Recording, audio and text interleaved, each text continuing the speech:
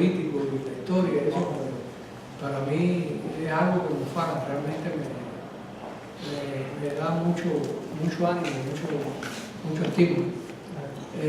Yo realmente, la novela está hecha lo más crudamente posible, sí. O sea, no quise obviar las cosas como realmente las viví.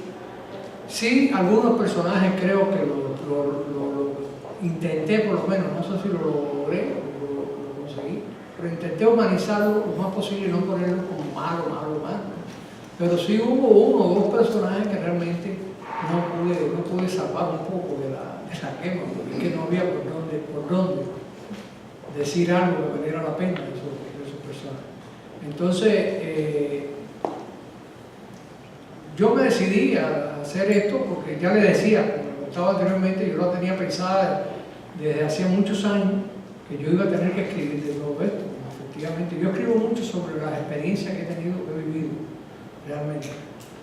Y bueno, esto no podía faltar en mi vida. Quizás todavía me falten uno o dos libros más, por eso le puse como crónicas, el libro número 1 de la serie Crónicas Merlinesas. O sea, las crónicas que va a hacer Joel Merlin. Anteriormente estaba haciendo las crónicas margianas, que son las crónicas de Mar, una jinetera en Cuba, que bueno, que me falta nada más que un libro, que va a ser el quinto, que ya yo he publicado 4 libros de esas crónicas margianas, y entonces me falta una novela que tengo que terminar. Y ahora empecé con estas crónicas merlinesas, quizás más adelante cuando empiece a escribir otro tema con la cosa del periodismo, ¿no? No sé por qué es difícil poder buscar lo que uno quisiera decir del periodismo hispano aquí, que se hace aquí en California, al menos, lo que yo conozco, el periodismo que se hace aquí en Los Ángeles y todo eso, que en otros lugares. Porque el problema es que siempre hemos estado hablando, las direcciones de los periódicos han estado hablando de excelencia, de que somos los más vendidos, los que más vendemos, que somos los que más hacemos, los que más decimos, y toda una serie de cosas. Y todo eso es un cuento de Dios. Eso siempre ha sido un cuento de Dios. Si el periodismo hispano vale, que yo creo que sí vale, por eso yo digo en el epílogo que yo hice, lo hice como el epílogo del autor, o sea, el epílogo de Manuel Gayol Mesías, donde yo hablo y digo que hay cosas que dice el personaje protagonista que para mí no funcionan, que yo no soy tan tajante como el protagonista cuando critica o configura toda una crítica, una opinión sobre el periodismo hispano.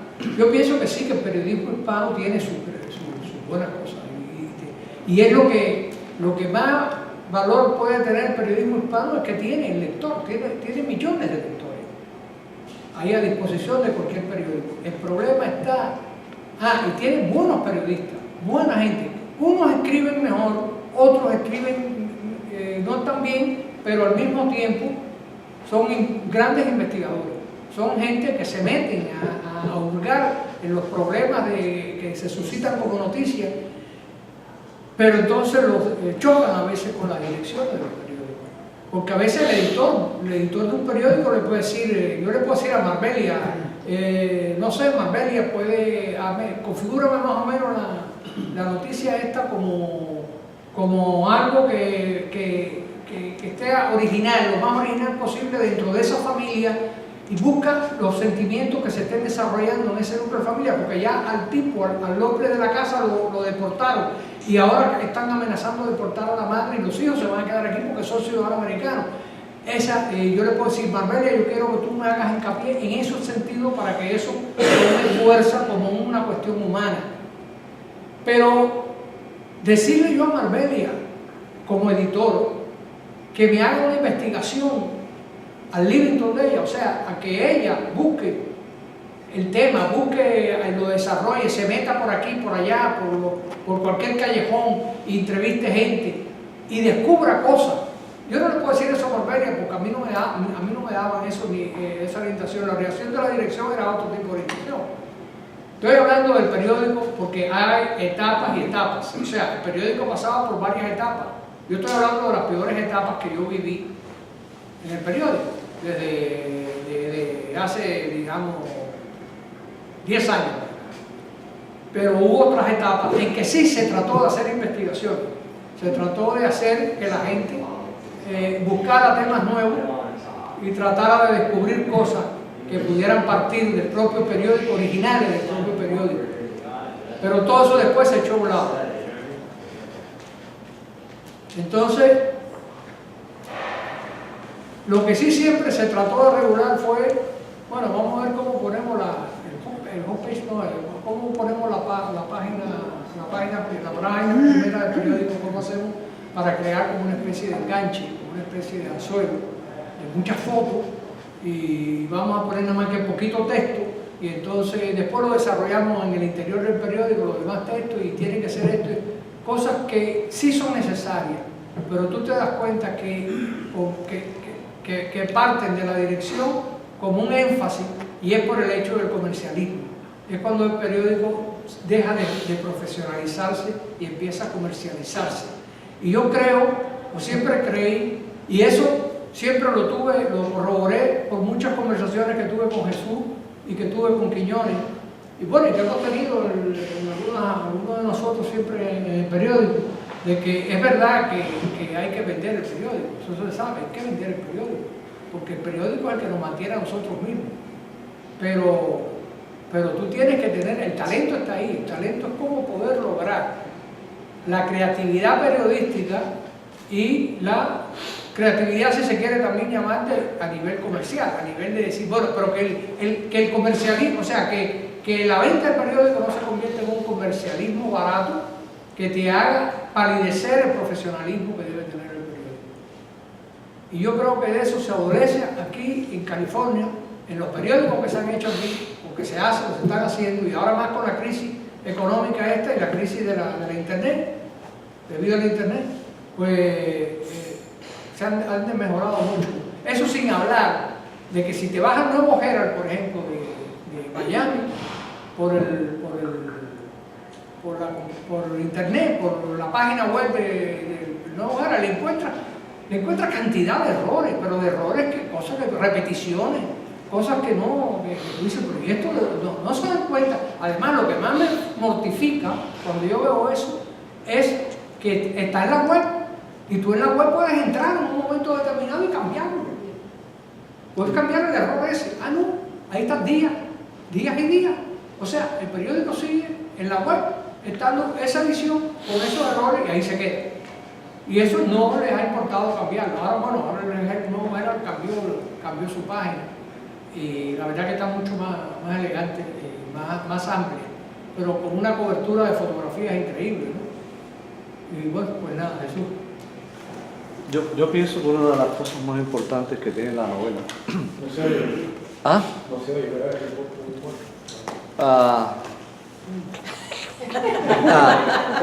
Una de las cosas más importantes que tiene la novela, creo yo, es el timing, el momento en que se está dando a conocer la novela.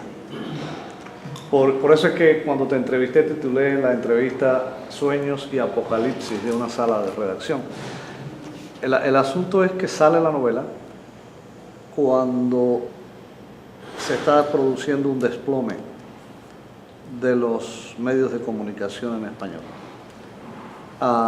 Hay un rumor por ahí, no sé si es cierto, que La Opinión quiere pasar a digital únicamente, algo que ya hicieron muchos periódicos hace un tiempo, ¿no? Incluido Hoy de Nueva York, que pasó a Impremedia después, ¿no? Y ese timing es un poco, me recuerda a reportaje al pie de la horca, ¿no? En un sentido más amplio, ¿no? Porque está como es un preludio del obituario, de la situación, no de La Opinión o de Hoy o de Univisión o lo que sea, sino de una era en la que, entonces, yo creo que es un testimonio, la novela es un testimonio valiosísimo de las experiencias de una serie de profesionales que vivieron momentos diferentes, como creo que tú acabas de mencionar hace un ratito, son determinadas etapas en las que se vivieron momentos de gloria.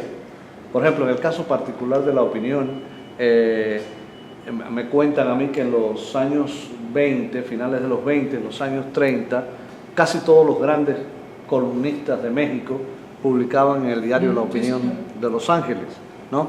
Entonces eso fue una etapa histórica, especialmente en una época en que el periodismo de opinión tenía mucho mayor peso que el periodismo de información. Entonces, el proceso de que el 80% de la audiencia se haya trasladado a Internet, pero que el 80% de los ingresos todavía se mantengan en las plataformas tradicionales, presenta un dilema apocalíptico, porque al final de la jornada el peligro está en que ese 80% de los ingresos puede desaparecer, porque ese 80% de los ingresos viene de empresas que quieren mandar un mensaje comercial, y si el mensaje comercial no llega por esta vía, se cae el ingreso. Y allá hay otras muchas dificultades que es como para una sesión de estas aparte, ¿no? De las cuales ya las hemos tocado, por ejemplo, en el Club del Pensamiento Crítico. Pero el punto mío es ese, que llega en un buen momento, no solo por razones de descargas emocionales de los autores de novelas, sino porque de alguna manera es un reflejo crítico de un momento muy malo para la comunicación social, en el sentido de la supervivencia, en el sentido de la calidad. Efectivamente hay muchísima menos calidad, porque claro, volvemos a tomar, no por nada, sino volvemos a tomar el ejemplo de la opinión que vivieron ustedes o de Telemundo que viví yo, ¿no? Agarran el departamento de edición de estilo y lo cierran. Es lógico que van a salir errores. Y en el caso de, por ejemplo, de Telemundo, que fue una experiencia mía, cierran el cuadro de escritores y entonces ponen a muchachas jóvenes que tienen un título de AP, de Associated Producer, que son como los asistentes de los productores, a escribir. En muchos casos son hasta muchachos egresados, latinos, pero egresados de escuelas norteamericanas, donde el español es apenas una referencia familiar, ¿no? Empieza entonces mi miedo en todo esto, y yo voy por el 32% del Kindle de la novela, no la he podido terminar, no sé si esto está más adelante, que viene, el asunto es cómo los medios hispanos de los Estados Unidos, una vez que estemos plenamente, ya casi lo estamos, en el ámbito digital, vamos a poder competir con el Universal, con Proceso, con Reforma, con La Jornada, con El País de Madrid, con El Tiempo de Bogotá, ¿me entiendes? Con la CNN, con la BBC, que tiene su BBC Mundo. O sea, yo siento, dicho esto con mucho respeto, que los directivos de los medios hispanos de Estados Unidos no están poniendo a toda capacidad la luz larga, no están viendo eso, no van a ganar dinero en Internet, no solo porque es muy difícil ganarlo, sino porque de la manera que están haciendo las cosas no se puede ganar dinero en el medio de una competencia tan feroz. La novela es fantástica por estas razones en este momento. Pues muchas gracias por tus palabras en eso. Yo realmente, bueno, esas cosas sí las hemos hablado muchísimo.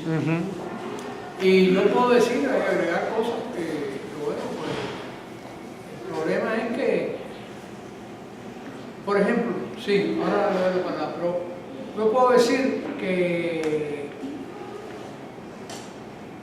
hubo un director, un supuesto publisher, que llegó a decir de que no hacía falta el departamento de copy editing, porque los periodistas tenían que escribir bien, si no, no podían ser periodistas. Esa persona, ese publisher que dijo eso, nunca en su vida había publicado un artículo ni en su propio periódico. Cuando lo revisé, me di cuenta que no tenía ni una publicación, nada que lo avalara a él como escritor, y era el Pulitzer. ¿Okay? Y él llegó a decir de que los periodistas tenían que escribir bien, no podían escribir con falta, tenían que escribir bien, y por eso había que quitar el departamento. Es verdad que era numeroso, pero había que quitar el departamento de copy editing y que se acabaron los correctores y se acabaron los copy editing. Claro. Y yo me decía, pero este señor no se da cuenta que el mismo García Márquez, todos sus libros de García Márquez se lo han revisado y se lo han editado y recontrarrevisado las editoriales. Yo tuve la suerte una vez, estando en Casa de las Américas, de revisar un original de el amor en los tiempos del cólera. Revisar el original, que iba a pasar a la editorial, pasó por el departamento mío y curiosamente me dejaron empezar a leerlo y empecé a darme cuenta de la cantidad de errores que tenía. Entonces todos esos errores se los arreglaron en la editorial. Porque Gabriel García Márquez es un genio escribiendo, era un genio escribiendo, pero Gabriel García Márquez escribía ahí sin pensar, como escribí yo los 2 meses y medio de esta novela, salvando las diferencias, no me estoy comparando con él, ni loco. Pero la novela yo la escribí como un loco ahí. Y después me pasé 6 meses quitando cosas, corriendo, arreglando esto, la repetición, aquí me faltó un acento, aquí me faltó una coma, aquí me faltó esto. Todo eso lo tuve que hacer durante 6 meses y leérmela varias veces. Entonces, ¿cómo tú puedes decir que un periódico que está contra el tiempo, que tienes un deadline, que a las 7 o las 8 de la noche ya tú tienes que haber entregado ya toda tu sección, a más tardar a esa hora? ¿Cómo tú vas a decir de que no necesita un copy editor? Por eso salen errores crasos, que después cuestan no se sabe cuánto. Lo que pasa, señores, es que estamos en Estados Unidos y estamos escribiendo y publicando en español, y pasa que el mundo americano y la misma gente que le interesa el periodismo, que son anglosajones y que son de habla inglesa, de habla del inglés, no están en nada en relación con el periodismo hispano y no se meten en el periodismo hispano. Estoy hablando de los anglosajones, de los que pueden sentir toda una serie de intereses que está tocando el periodismo hispano constantemente aquí en Estados Unidos.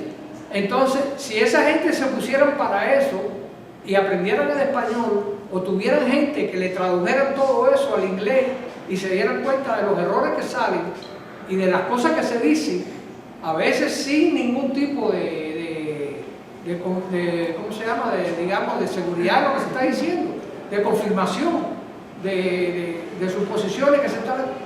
Entonces las cosas podían simbrar de otra manera, ¿ok? Lo que pasa es que aquí, este mundo hispano, a los anglosajones no les interesa. Y como no les interesa, el periodismo hispano es para nosotros mismos.